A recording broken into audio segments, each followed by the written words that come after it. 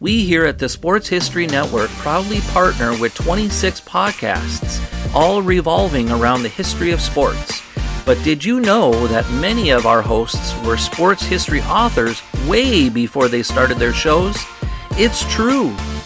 We've got Joe Ziemba, host of When Football Was Football, Joe Zagurski, host of Pro Football in the 1970s, Mark Morthier, host of Yesterday's Sports, Tommy Phillips, host of Lombardi Memories, and Scott Adamson, co-host of From the 55-Yard Line.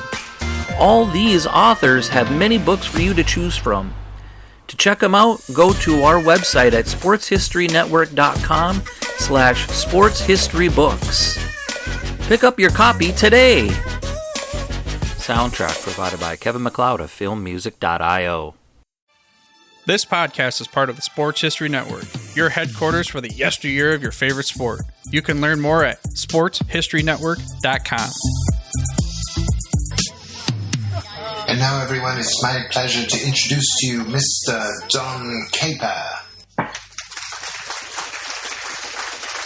Ladies and gentlemen, if I asked anyone walking up and down Madison Avenue right now what this is a picture of, they would all say the same thing.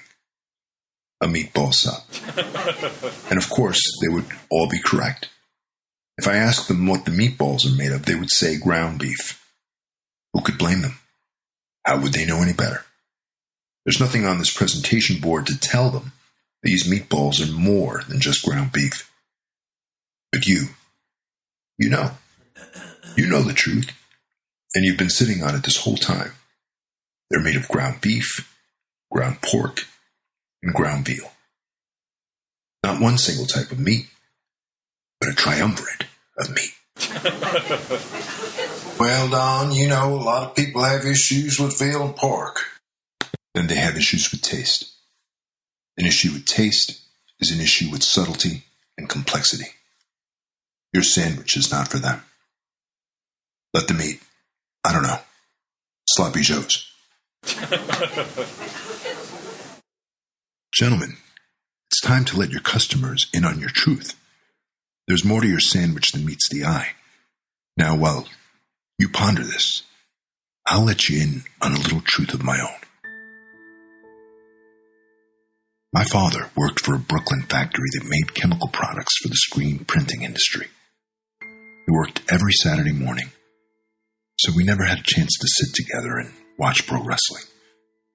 But I was lucky enough, and he wasn't too tired from the overnight shift he'd just worked. He'd let me stay up past midnight to watch championship wrestling with him. His favorite wrestler was Pedro Morales, the then reigning intercontinental champion from Culebra, Puerto Rico. Because Pedro was a source of Puerto Rican pride to my father, he never failed to remind me to always root for Pedro. Win, lose, or draw. If he lost or drew, it was probably because the bad guy cheated. Or so my father said. Well, on June 20th, 1981, Pedro dropped the belt to a man named, Don, where exactly are you going with all this? Don. The magnificent Don Muraco was the man who stripped Pedro of the belt. My father hated Muraco with a passion. He called him a cheater, a liar, and a racist. I tried to hate him also, but as much as I tried, I couldn't. Muraco was just too damn entertaining to me. I never missed his promos and even learned how to mimic his voice.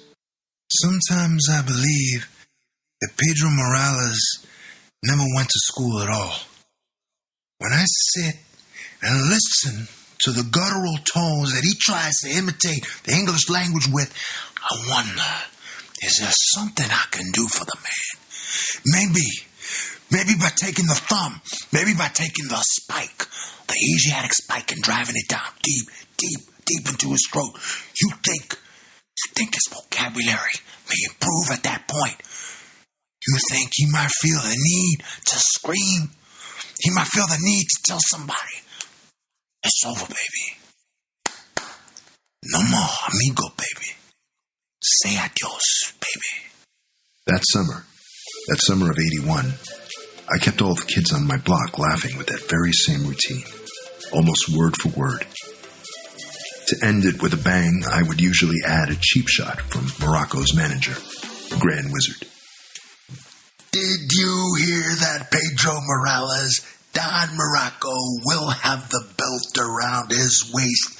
No pepper belly is worthy of having this championship around their waist. There really is nothing like a Morocco promo. Completely unpredictable, poetic, philosophical, confusing, funny, and always intense. I think the modern-day equivalent would be Al Pacino's 90s acting style. A lot of yelling sandwiched between softness and a lot more yelling. Speaking of sandwiches, Don Muraco could talk the talk and walk the walk. He was 6'3" and 265 pounds, and he feuded with the best of them. They were all great fights. He feuded with Morales, Bob Backlund, and Jimmy Superfly Snuka. Title fights, death matches, and steel cages. They were all thrilling, dramatic, white knucklers. The bottom line is, this man had layers to him the wrestling fans couldn't fathom.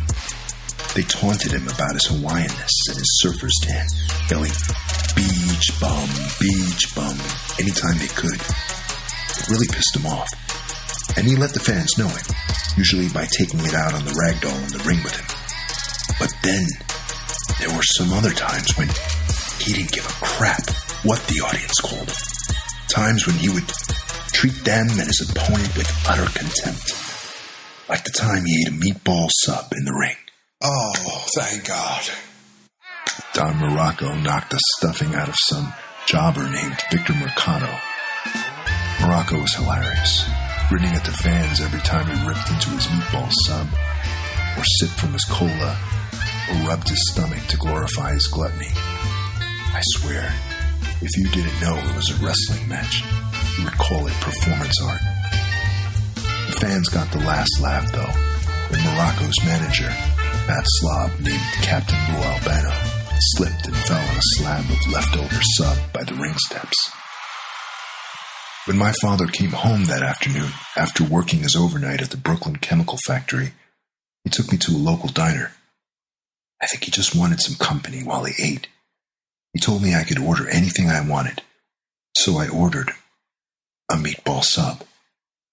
Chalk that up to the power of television and advertising, folks. So while I chewed mouthfuls of saucy meatballs with relish, my father stared at me with disapproval. I thought it was the sauce on my chin, so I wiped at it a lot, until it actually started to burn. "What's a pepper belly?" he asked me. Taken aback by his question, I thought I might choke on my mouthful of sandwich. "I hear you say that to the kids to make them laugh. What does it mean?" "Because you say it like you know what you are saying." "What is it?" Knowing deep down he already knew the answer, I put down my sandwich and cleared my throat. Stammering, I said, I think it's a bad word for a Puerto Rican." He chewed his breakfast deliberately, never taking his disapproving eyes off of mine, and said, "Is that what you are? Pepper belly?" I shook my head no. "Then don't let me hear you say those words again." I nodded. What I really wanted to tell him was, "Lighten up, Pops." It was said in jest. I was entertaining my friends. Somebody else said it about Pedro Morales. That's not how I feel about myself or any other Puerto Rican. I really wanted to tell him Don Muraco, a native Hawaiian for crying out loud, was more like the Puerto Ricans I knew than Pedro Morales was. Hell, I had cousins and uncles in prestigious Perth Amboy motorcycle clubs that looked more like Don Muraco than Pedro Morales. They wore the same round dark sunglasses Muraco did, had the same swarthiness, the same swagger, and the same contempt for anyone who couldn't see beyond their denim biker vests and loud bikes. Maybe more like a sleek surfboard from Morocco than a bike, but you get the idea. Look, it hurt my father to hear me make fun of Morales, even if it was through an impression. To put down his hometown boy, to trounce on our Puerto Rican pride. I don't think subtlety and complexity were things he looked for in his heroes. And what does a 10-year-old know about those things either? It's only in retrospect that I can see those layers as clearly as I can see them today.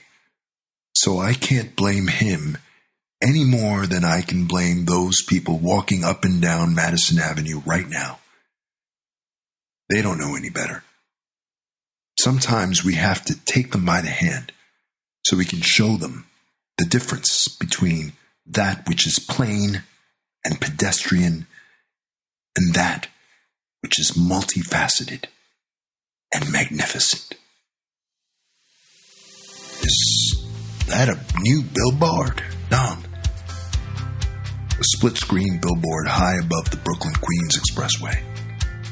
On one side, a soggy, unappetizing meatball sub with the caption, Substandard. On the other, your sandwich, bathed in bright rays of light. Gold standard. New York, you're deeper than plain ground beef. I like it. Don, I like it. But I must admit, I half expected the magnificent Don Muraco would be holding up our sandwich. That wouldn't be such a bad idea. Well, the magnificent one is 72 years old now, retired from pro wrestling and running his own podcast show. He might not mind the publicity, but I don't think anybody other than you would make the connection. I told you my truth. Now go spread yours. We will certainly consider this, Don. Honestly, you could have shown us the billboard and spared us the wrestling history, but now that you've sparked the nostalgia bug in me, I vaguely remember the WWF doing a send-up of Miami Vice with Don Muraco playing Don Johnson and Mr. Fuji as his partner. Your memory serves you correct.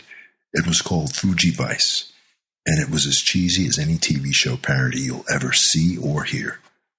His acting may have been a little stilted, but that same Don Muraco charisma was still there. At least for me it was. Guess it takes one Don to know another. But, Don, just on a side note, you do know you're wearing a pair of stiletto heels. I know that. But I'm taking them off. Right now. You've been listening to Wrestling with Heels On. See you in 2 weeks when we'll take another trip together down Villainy Lane. Only on the Sports History Network. Of course. This podcast is part of the Sports History Network, your headquarters for the yesteryear of your favorite sport. You can learn more at sportshistorynetwork.com. At the Sports History Network, we're all about sports yesteryear, and so we're so pleased to introduce you to Row One, an online memorabilia gallery and shop that brings your sports history to life anywhere. The Row One gallery includes over 5,200 gorgeously reproduced prints of team posters, game program covers, game tickets, advertisements, and more in baseball, pro and college football, pro and college basketball, and more. And any gallery item may be printed in a variety of sizes on wood, metal, canvas, acrylic, or poster paper. And in Row One shop, check out the thousands more of unique items with the retro and historical designs dating back to 1876, including t-shirts, long sleeve shirts, phone cases, mugs, blankets, pillows, towels, and even shower curtains. Go to sportshistorynetwork.com, ROW1, for access to the full Row One catalog and for gallery prints and gift items, plus get a 15% discount off all prints on the Row One Pictorum Gallery with coupon code SHN15. Follow the link on the show notes. At the Sports History Network, we're all about sports yesteryear, and so we're so pleased to introduce you to Row One, an online memorabilia gallery and shop that brings your sports history to life anywhere. The Row One gallery includes over 5,200 gorgeously reproduced prints of team posters, game program covers, game tickets, advertisements, and more in baseball, pro and college football, pro and college basketball, and more. And any gallery item may be printed in a variety of sizes on wood, metal, canvas, acrylic, or poster paper. And in Row One shop, check out the thousands more of unique items with the retro and historical designs dating back to 1876, including t-shirts, long sleeve shirts, phone cases, mugs, blankets, pillows, towels, and even shower curtains. Go to sportshistorynetwork.com, ROW1, for access to the full Row One catalog and for gallery prints and gift items, plus get a 15% discount off all prints on the Row One Pictorum Gallery with coupon code SHN15. Follow the link on the show notes.